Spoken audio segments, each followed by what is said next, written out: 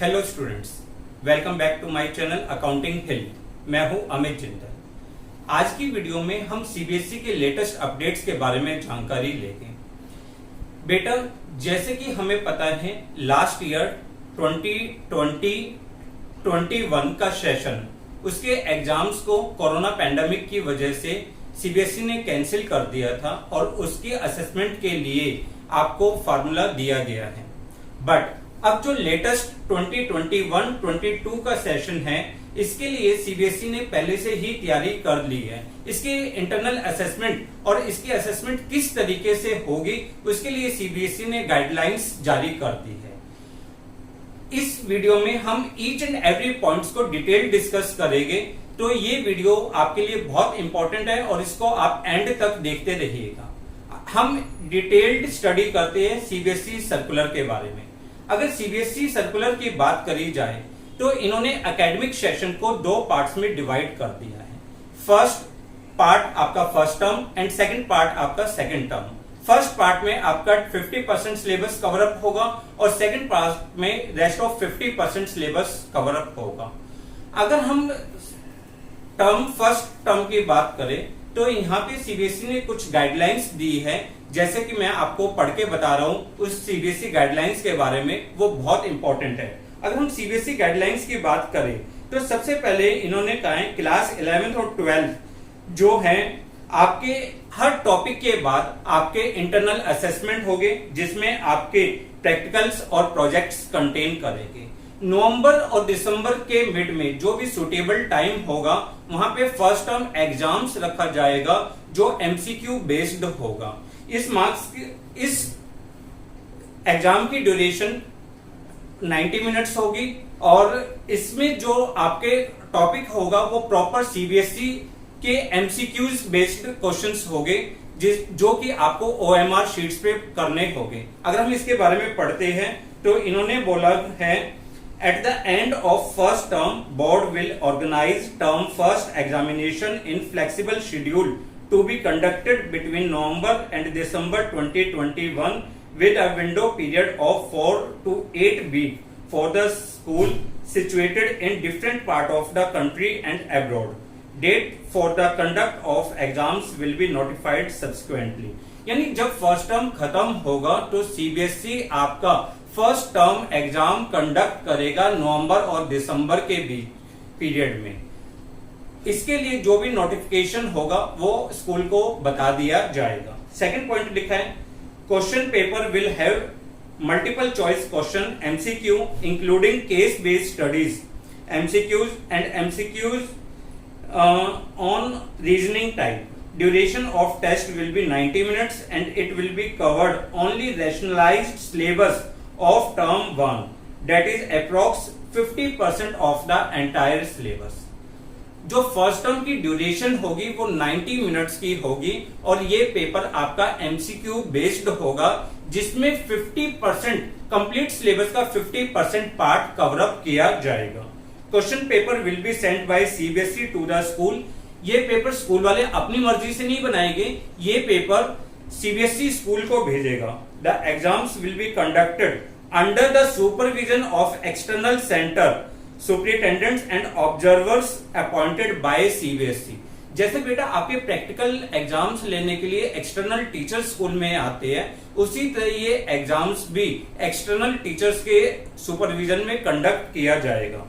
Response of students will be captured on OMR sheets, which after scanning may be directly uploaded at CBSE portal or alternatively may be evaluated and marks obtained will be uploaded by the school on the very same day. जब students इस exams को conduct कर लेंगे, exams को complete कर लेंगे, तो इस ओएमआर शीट को स्कैन करके सीबीएसई पोर्टल पे डाल दिया जाएगा ताकि आपकी इवेल्युएशन की जा सके। Marks of term 1 will be contributed to the final overall score of the students.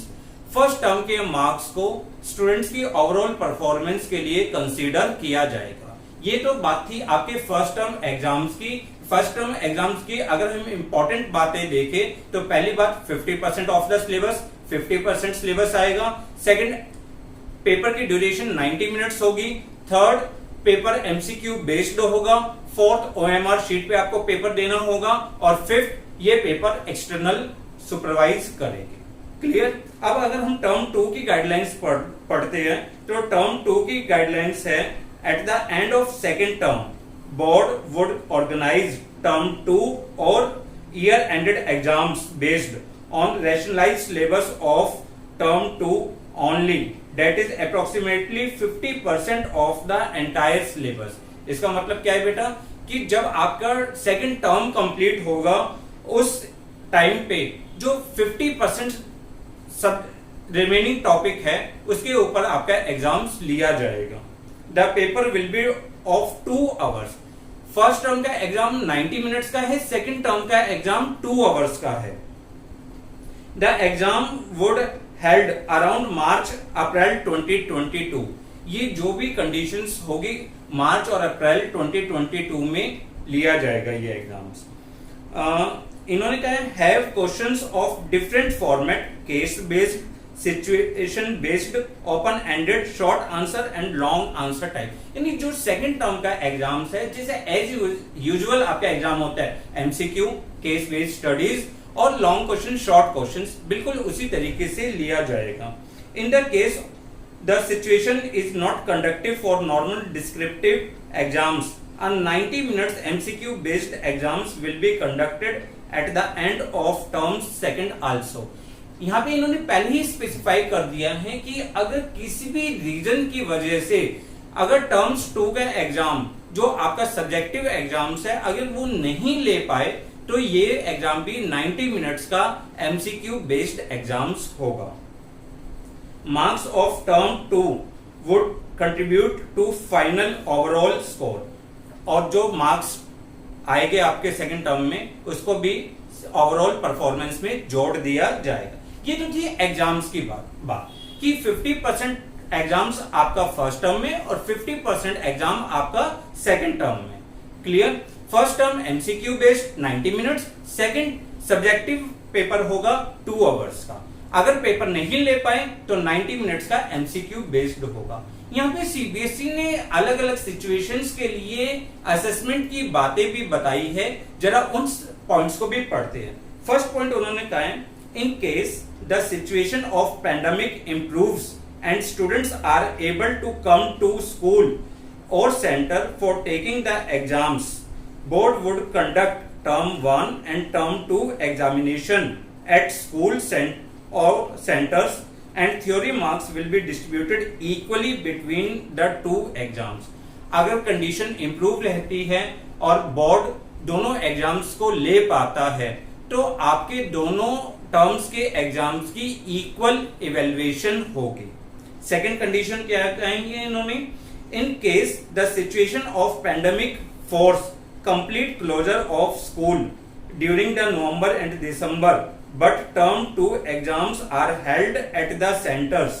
ये कह रहे हैं कि अगर नवंबर में कोरोना पैंडेमिक की वजह से स्कूल कंप्लीटली बंद रहे और एग्जाम्स ना हो पाए और एग्जाम्स जो टर्म 2 है वो हो तो क्या होगा। उसमें इन्होंने कहा है term 1 MCQ based would be done by students online offline from home in case the weightage of this marks for the final score would be reduced and weightage of second term exams will be increased for declaration of final result। कह रहे हैं कि अगर exam term 1 के exams नहीं हो पाते और टर्म्स 2 के एग्जाम्स होते हैं तो एमसीक्यू बेस्ड टेस्ट टर्म 1 का जो एमसीक्यू बेस्ड टेस्ट है वो स्टूडेंट्स ऑनलाइन करे या ऑफलाइन करे वो होगा और उसकी जो वेटेज है वो थोड़ी कम कर दी जाएगी। सेकंड टर्म की वेटेज को इंक्रीज कर दिया जाएगा फाइनल असेसमेंट के लिए। ये सेकंड कंडीशन है कि अगर फर्स्ट टर्म के एग्जाम्स नहीं होते तो सेकंड टर्म की वेटेज ज्यादा होगी।